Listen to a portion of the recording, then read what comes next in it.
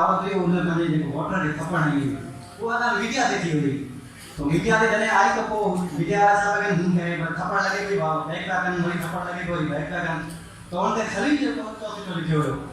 ता खली चयो तो सुठन जी महफिल सुठिया ते करे अच बुरन जी महफिल बुरिया ते करे बच ये मीडिया जो दौर है बेटा लगे थी एक जवाब ही देखा था टच तो लाइन मीडिया का बहुत कम बराबर साईं तमाम सुठो असांखे ॿुधायो ऐं वाकई तमामु घटि हूंदो आहे माण्हू पढ़े अवाम में तासवाद माण्हू खे हिकु बहितर तासवाद जेको महसूसु थियनि बुखारी सुठो आहे त लैला सां कई प्यार ऐं मजनू छा थियो मजनू खे चइबो त लैला सां कई प्यार ऐं मजनू छा थियो लफ़्ज़नि सां रखणु चाह वॾी मुश्किल आहे मुर्दे में विढ़ई साह ऐं ईसा छा थियो मुर्दे में विढ़ई साह ऐं ईसा छा थियो लफ़्ज़नि में विझणु साह वॾी मुश्किल आहे तो अति मन कारनामा आहिनि जो असां वटि लफ़्ज़नि में साह जा असांखे पहुचाईंदा आहिनि ऐं हाणे गुज़ारिश कंदुसि साईं अलीआकाश साहब खे त पाण अचनि असां सां मुखातिब आहिनि ऐं जो ज़ोरदार तारीफ़ कई असांजो बेहतरीन शाइर अलीआकाश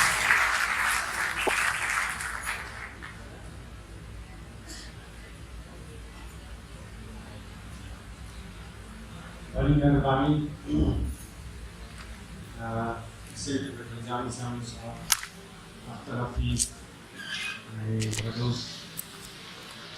असल में ये डायरेक्शन जो उन्वान हो जिसके घटियाती और घटियाती जो पार्टी गाल कर है वो आगे था स्पेसिफिक तो मौजूद तो अगर हम ये के लफ्ज़ हैं वो कई लफ्ज़ तमाम घड़ा उन्वा बाय उतल बाय तो हम लगातार इन वक्त ताईं सोच में आया था छा गले है सब खां पहिरियां त उन जेको रोशन राज सत्ता आहे नौजवाननि खे मुबारकबाद ॾियो त उन में पंहिंजे रिसोर्सिस मां ऐं महिनत करे उहे हिकु मैगज़ीन कढनि था ऐं न रुगो मैगज़ीन कढनि था पर उनजी अहिड़े सुठे नमूने उनजी रूनमाई या उनजी महारत या उनजी पधराई कनि था इहा तमामु बहितरीनु रिवायत आहे ऐं हेतिरा माण्हू गॾु करणु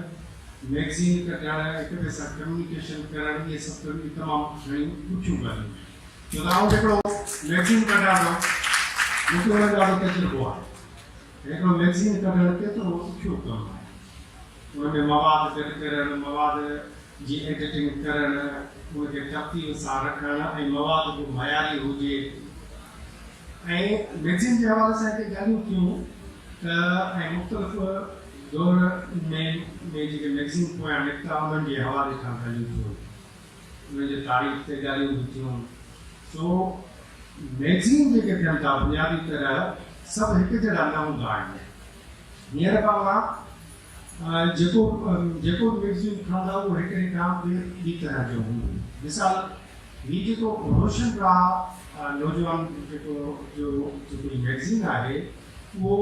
पूरी तरह उन्हनि जी हिकिड़ी पॉलिसी आहे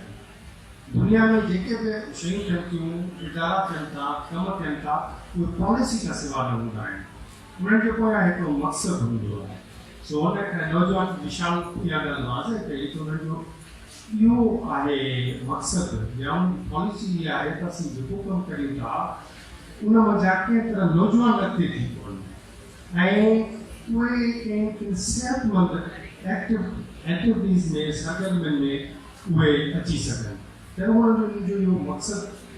बिल्कुलु सही आहे पर पंहिंजी जाइ इहो बि वॾो सवालु आहे त समाज में सिहतमंद एक्टिविटीज़ जिन में का संघ हुजे उहे कहिड़ियूं थियनि थियूं इहो पाण पंहिंजी जाइ ते इहो बि डिबेट वारो मसइलो आहे बहरहाल दोस्तनि खे तमामु घणियूं मुबारकूं ऐं मैगज़ीन उन्होंने कंटिन्यू किया है उम्मीद है तो वो इनके सिलसिले के अॻिते वधाइनि नौजवान जी ॻाल्हि आहे त नौजवान कंहिं बि समाज जी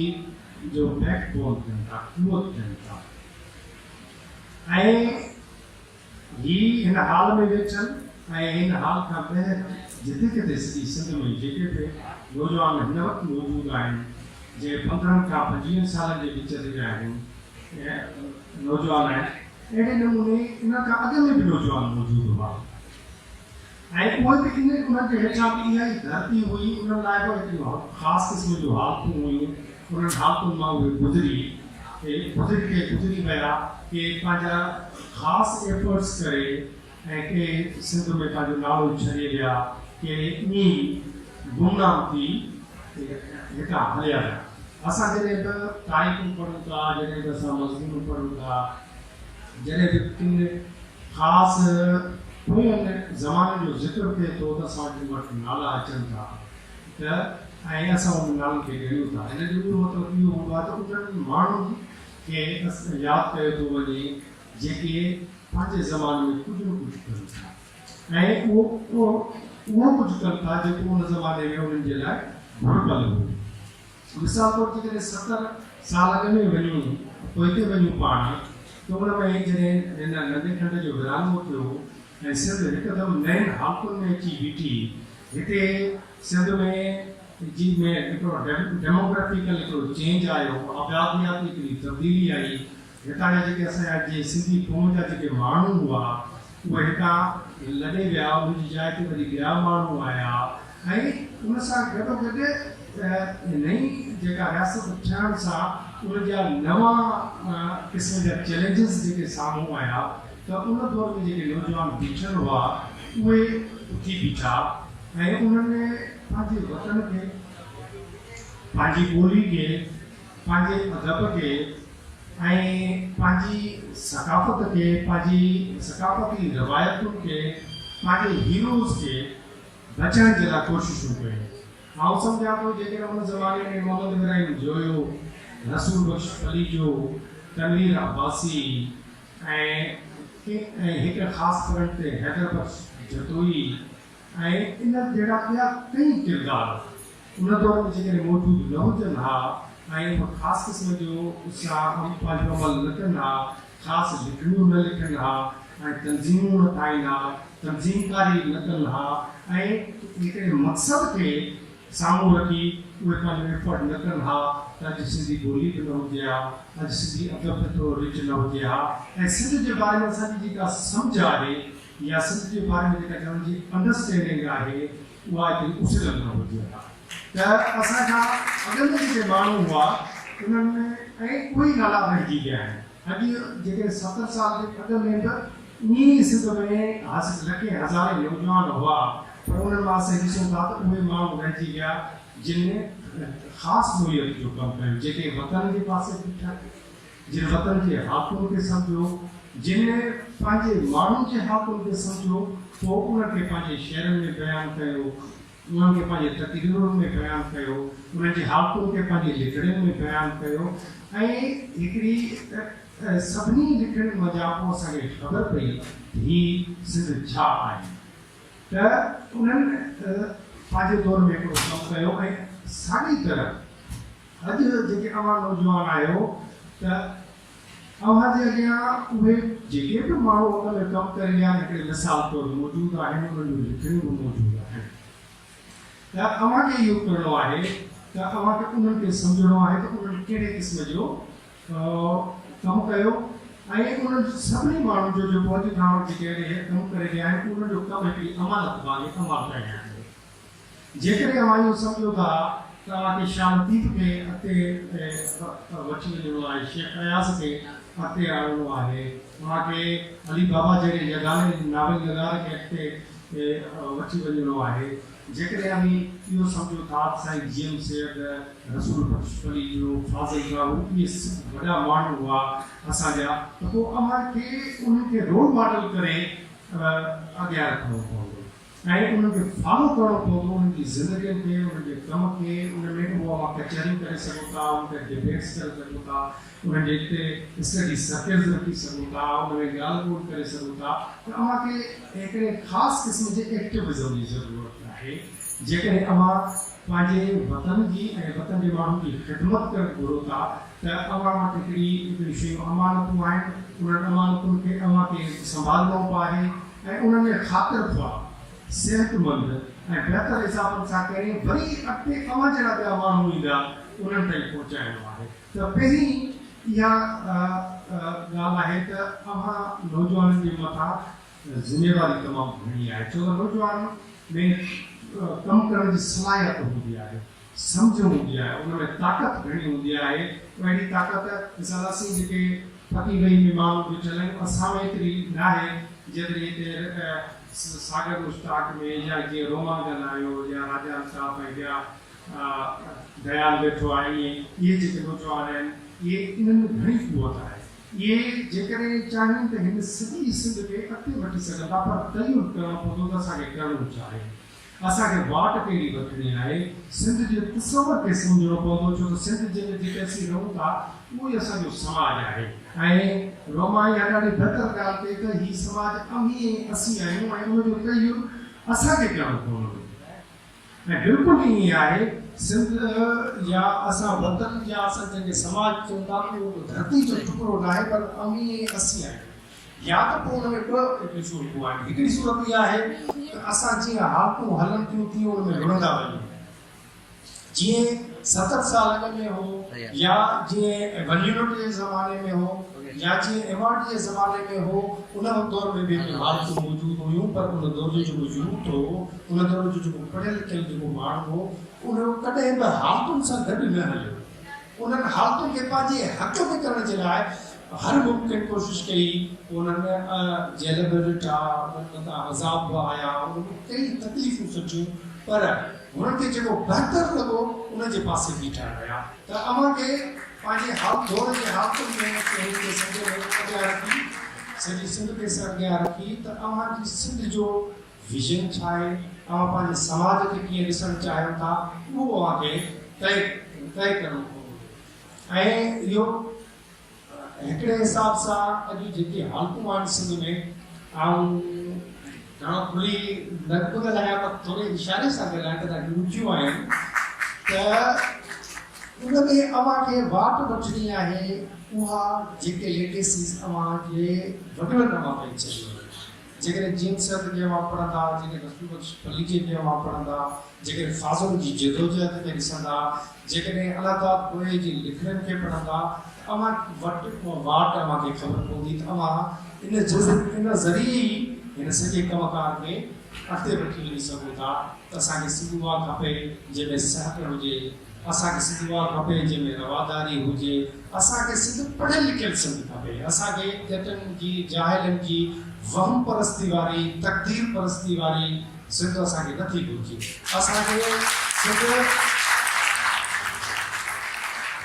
असांखे सिंध उहा खपे थी जेका रैशनल हुजे उहा असांखे सिंध घुरिजे थी जेका अकुल ते आधारित हुजे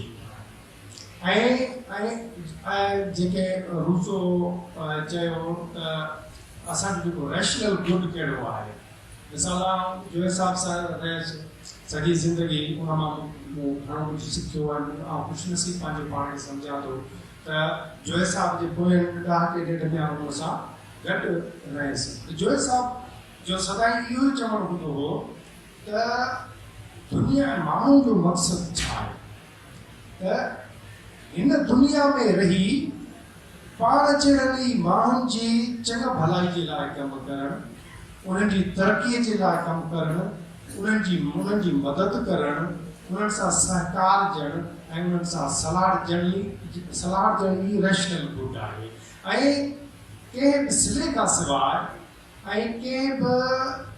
ॿी कंहिं लालच खां सवाइ सिर्फ़ु इंसान सां गॾिजणु ऐं हिक ॿिए जी मदद करणु ई वॾे में वॾी ॻाल्हि आहे ऐं जो साहब खे चवंदो त हयाती उहा हिन दुनिया में रही ई बहितर करणी आहे जेके जो साहब चवंदो हयात सुधार फ़लसफ़ो हाणे इहा आहे त इन वाट जी जेका चूंड आहे उहा मां कहिड़े तरीक़े सां करियो था इहो अव्हांजे मथां आहे अव्हां हीअ जीअं हीअ जो बि गैदरिंग आहे ज़बरदस्त गैदरिंग आहे पर इहा गैदरिंग बि काफ़ी न आहे इन खां पोइ बि जिन दोस्तनि ही रोशन रास प्रोग्राम कयो आहे उन्हनि खे उहे जसु लाइनि उन्हनि हेतिरा त नौजवान गॾु कया आहिनि पर अमी नौजवान जेके बि पाण वेठा आहियो तव्हां पाण सोचो पंहिंजे वतन जे लाइ ऐं डिस्कशन्स करियो स्टडी सर्कल्स करियो किताब पढ़ो ऐं इन विच में किथे तव्हांजी ॻाल्हि आहे ऐं जो घणो वक़्तु चङियूं ॻाल्हियूं कयूं आहिनि ऐं हिते हिकिड़ी ॿी ॻाल्हि थी कि जेका दोस्त चई पंहिंजो साजिद ई चई त असांजी धरती सूफ़ियुनि जी धरती आहे बिल्कुलु असांजी धरती सूफ़ियुनि जी धरती आहे असांजी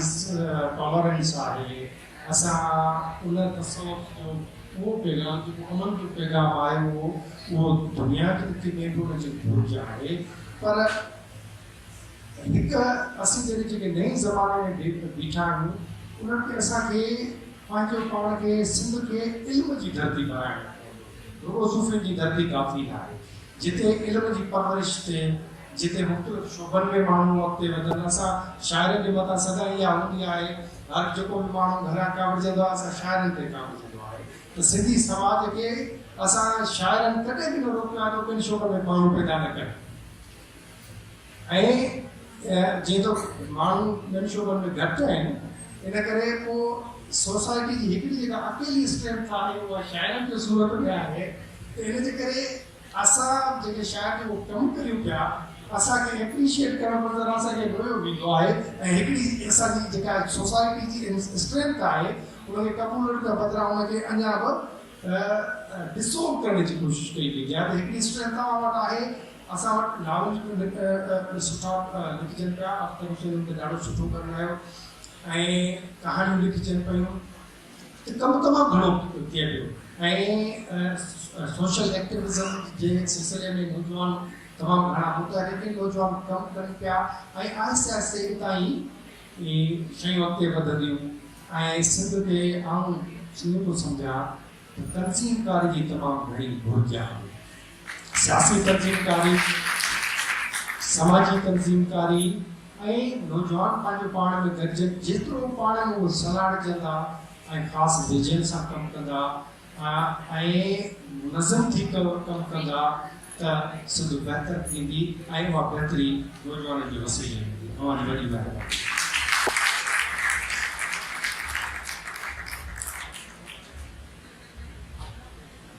असीं सभु गॾिजी हलंदासीं ऐं गॾिजी कमु कंदासीं त का बि शइ हारी कोन्हे हाफ़िज़ जो बहितरीन सिटूं आहिनि हिते त किनी वटि गोॾ कान्हे का किनी वटि रोज़ नई गाॾी किनी वटि गोॾ कान्हे का किनी वटि रोज़ नई गाॾी ॿिन्ही जो साॻियो आहे ॾाढो ॿिन्ही जी साॻी आहे ॾाढी उघाड़े पहिरें ॿई आया हिते धरती जे दामन में वॾी बेवाज बि थी आहे विरासत ऐं विरांगन में हले को पहिरें उघाड़ो थो त को अचे थो गुलामन में जियो को 5 दफ़ा लाॾो नथी का हिकु दफ़ो ॾाढी ॿिन्ही जो साॻियो आहे ॾाढो ॿिन्ही जी साॻी आहे जमूरत जूं कई जिन्सूं त जोड़े न पिया जाबे जमूरत हूं ख़राब कोन्हे त असां वटि जमूरत जूं कई जिन्सूं त जोड़े न पिया जाबे